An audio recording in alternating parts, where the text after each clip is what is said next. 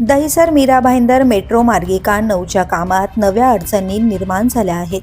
Deepak hospital परिसरातील परमपूज्य Nanasaheb Dharmadhikari metro स्थानकाखाली प्रस्तावित जिने आणि एस्केलेटर उभारण्यास स्थानिक दुकानदारांनी विरोध दर्शवल्याने स्थानकाच्या कामाला विलंब होण्याची शक्यता निर्माण झाली आहे.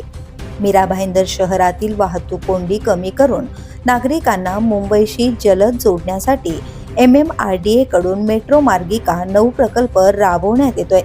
दहिसर ते काशीगाव दरम्यानचा पहिला टप्पा पूर्ण झाला असून काशीगाव ते सुभाषचंद्र बोस स्थानका दरम्यानच्या दुसऱ्या टप्प्याचे काम सध्या सुरू आहे.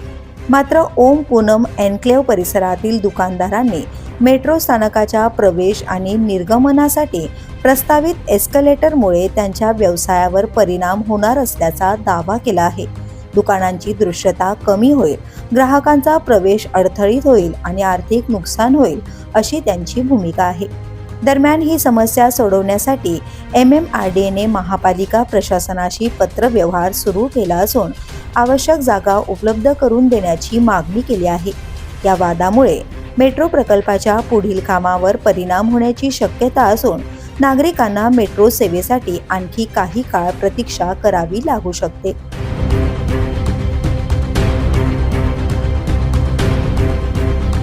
द पोलीस न्यूजसाठी श्रीधर चव्हाण, मीरा भाईंदर.